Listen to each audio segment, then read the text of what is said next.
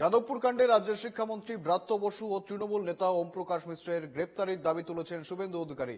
রবিবার দক্ষিণ কলকাতার একটি মিছিল করেন রাজ্যের বিরোধী দলনেতা। সেই মিছিলকে কটাক্ষ করলেন তৃণমূল কংগ্রেসের সাধারণ সম্পাদক কুণাল ঘোষ।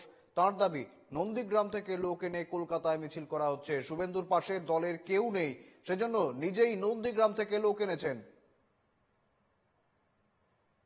এই যাদবপুর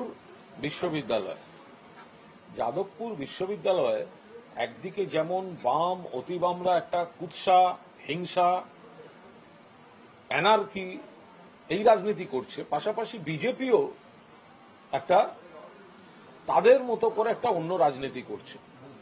তো আজ বিজেপির একটি মিছিল ছিল যাদবপুরের ইস্যুতে এবং যাদবপুরের সামনে, যে বিরোধী দলনেতা এই নন্দীগ্রাম থেকে বাস এনে নন্দীগ্রামের একাধিক বাস এনে যাদবপুরে মিছিল করেছে।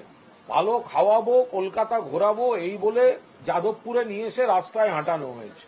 তো এই যে বাসটির নাম আপনজন, তো এখন এরকম নন্দীগ্রাম থেকে লোক এনে যাদবপুরে মিছিল করা হচ্ছে, এটা হচ্ছেটাই কি?